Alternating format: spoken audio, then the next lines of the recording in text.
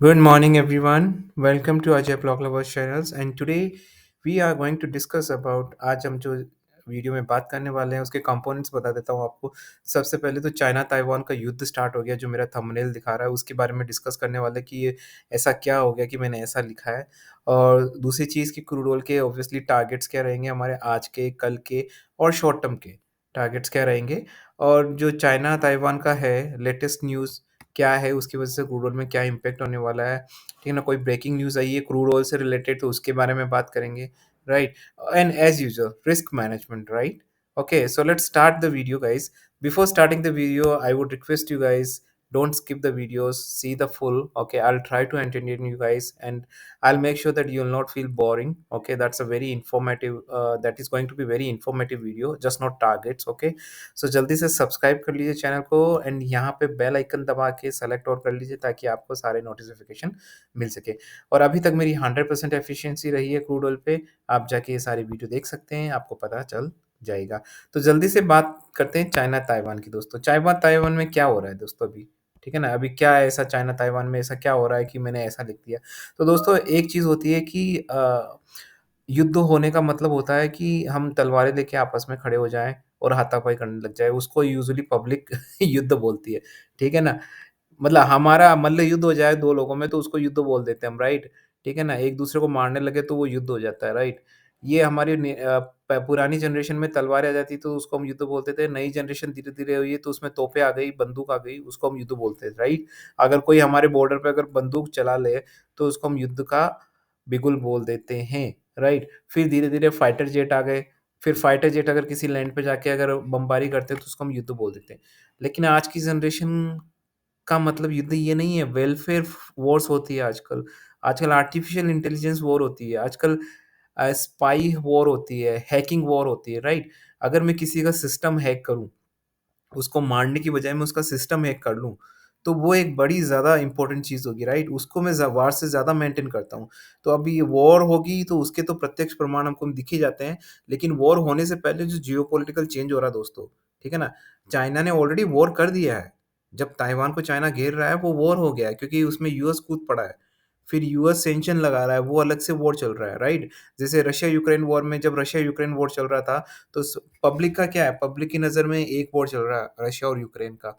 लेकिन जो smart investors हैं दोस्तों और जो जियोपॉलिटिकल को बहुत अच्छी तरीके से जानते हैं, उनको पता है कि मेन युद्ध रशिया-यूक्रेन में नहीं है, मेन युद्ध रशिया और यूएसए में चल रहा था, ठीक है ना? जो हमें दिख रहा था वो यूक्रेन का था लेकिन एक्चुअल वॉर था रशिया रशिया, यूएसए एंड यूरोपीय यूनियन, राइट? उनका मेन वॉर चल रहा था। तो मैं यही समझाने की कोशिश कर रहा हूँ दोस्तों, वॉर ऑलरेडी स्टार्ट हो चुका है और उसके जो चेंजेज़ हैं वो क्रूड ऑयल को ऑलरेडी इम्पैक्ट करने लगे हैं, ठीक है ना? तो आ जाते हैं जल्दी से हम क्रूड ऑयल पे। चाइना ने लेटेस्ट अभी जारी किया था 1 दिन पहले, अगर आपके पास न्यूज़ हो, तो चाइना ने भई बोल दिया था कि हाँ भाई, बस हमारा इकोनॉमिक क्राइसिस हो गया है, ठीक है ना? हमारी ग्लोबल जो ग्रोथ रेट है वो हैम्पर हो गई है, ठीक है ना? तो जब उन्होंने ऐसा कहा तो क्रूड ऑयल क्यों डाउन गया उस दिन? क्योंकि पता है इकोनॉमिक्स रूल है दोस्तों, मैंने आपको मेरे हर वीडियो में बताया ये इकोनॉमिक फंडा होता है। क्योंकि हम सबको पता है कि China is the highest populated country, उसके बाद आता है इंडिया का नंबर आता है, राइट?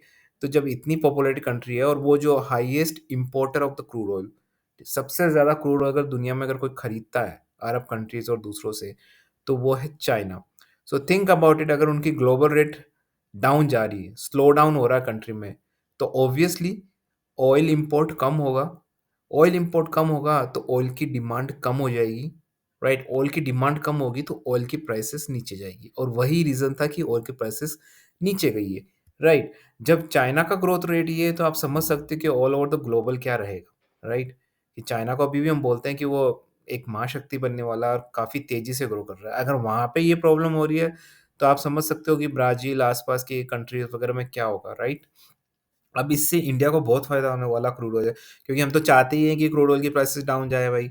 हमारे तो महँगाई का सारा रीज़न ही क्रूड ऑयल है, राइट? क्रूड ऑयल ने तो हमें परेशान कर रखा है। अगर वो नीचे जाता है तो हमारी तो इंडस्ट्री ग्रो करेगी, राइट? तो हम तो एक तरीके से ग्रो करेंगे, हालाँकि हमारा एक्सपोर्ट वगैरह में फ़र्क पड़ेगा, ठीक है ना? एक्सपोर्ट कम हो जाएगा लेकिन on an average we are fine, right? तो अब बात आती है कि सर जी तो फिर क्रूड ऑयल ऊपर क्यों गया? तो दोस्तों एक चीज़ बताता हूँ आपको। जब वॉर होता है और रिसेशन आता है, 2008 में रिसेशन आया था। 2008 में रिसेशन आया था इसका मतलब ये नहीं कि स्टॉक मार्केट डेली डाउन ही जाएगा। ऐसा तो उस समय भी नहीं होता था। ठीक है ना? हो सकता है कि 30% डाउन एक साथ चला गया हो, 20% एक साथ चला गया हो, 10%, 2%, राइट? लेकिन उसके बाद वापस थोड़ी तो रिकवरी होती है ना, ऐसा तो पॉसिबल ही नहीं है कि बिल्कुल ही स्टीप जाए। डाउन ही जाए, 2008 का रिसेशन आया मतलब 10,000 से सीधा 2,000 लगातार, बिना रुके, राइट? ऐसा पॉसिबल नहीं है ना।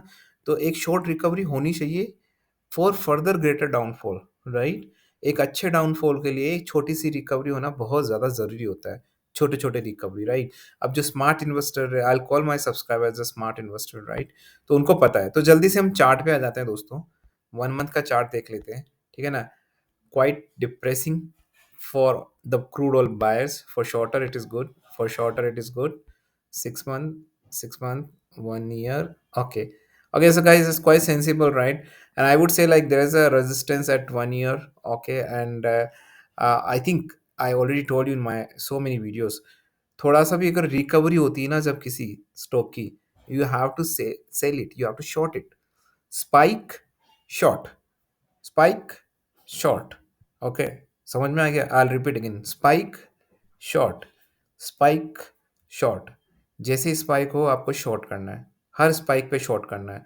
घबराना बिल्कुल नहीं है। मैंने कहा मैंने 85 के टारगेट्स दिए हैं, 85 कल टच भी किया था, राइट? ठीक है ना? तो ये तो हुआ हमारा इंटरनेशनल मार्केट। तो इंटरनेशनल में समराइज कर देता हूँ, आपको करंट प्राइस पे शॉर्ट करना है। टारगेट्स मेरे 85 के रहेंगे वापस से, राइट?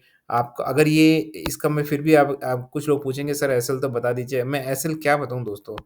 फिर भी एक बार बता देता हूँ, चलो आपकी एसएल देख लीजिए। ये फिबोनाची सीरीज़ मेरे ऑटोमेटिक माइंड में ड्रॉ हो रही है दोस्तों। ठीक है ना? मुझे वो कैंडल लगाने की ज़रूरत नहीं है यहाँ पे, राइट? ठीक है ना? तो हमारा हो गया, नहीं ना, हमारा हो गया ये 86, ओके। ठीक है ना? तो दोस्तों ये जो आप एसएल लगा सकते हो ऊपर के लेवल पे, वो आपका रहेगा, मेरे हिसाब से ये वाला रहेगा, ठीक है ना? हाँ, ठीक है। तो आपका जो एसएल रहेगा, एसएल आप मेंटेन करके चलिए मेरे हिसाब से 90 का, बड़ा बता रहा हूँ मैं आपको, ठीक है ना? 90 का एसएल, क्योंकि एसएल एक्चुअली इसमें कोई बनता ही नहीं दोस्तों, फिर भी मैं ज़बरदस्ती दे रहा हूँ। काफ़ी लोग मुझे पूछते हैं सर एसएल तो दे दीजिए। एसएल कोई है नहीं है, 90 का मैं मैक्सिमम एसएल मानता हूँ शॉर्ट टर्म में। टारगेट्स तो मैंने 80 के बताए हैं, फिलहाल आप 85 का रखिए। और आज की जो बात है, आज के हिसाब से मेरे को हिसाब से आपको शॉर्ट ही करना चाहिए, क्योंकि ऐसी कोई बड़ी न्यूज़ है नहीं क्रूड ऑयल पे और आने वाली नहीं है, सारी नेगेटिव न्यूज़ है। तो आपको शॉर्ट ही करना है।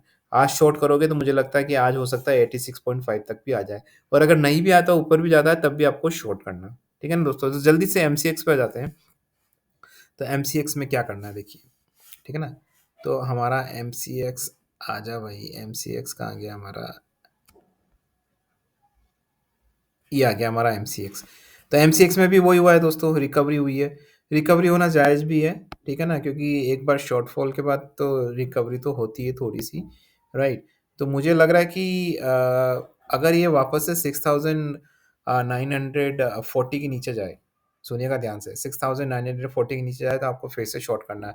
मुझे लग रहा है कि इसके टारगेट आने वाले दिनों में, टारगेट इसके 6,500 इन शॉर्ट टर्म, और इमीडिएटली टारगेट अगर ये 6,940 के नीचे जाता है तो आपको 6,850 के टारगेट इमीडिएटली दिख सकते हैं। So you have to keep shorting. मैंने हर वीडियो में हाईलाइट किया है, जब ये 99 तक था तब भी मैंने हाईलाइट किया है, 102 पे गया तब भी मैंने हाईलाइट किया था कि short short short short short, video जाके देखिए आप।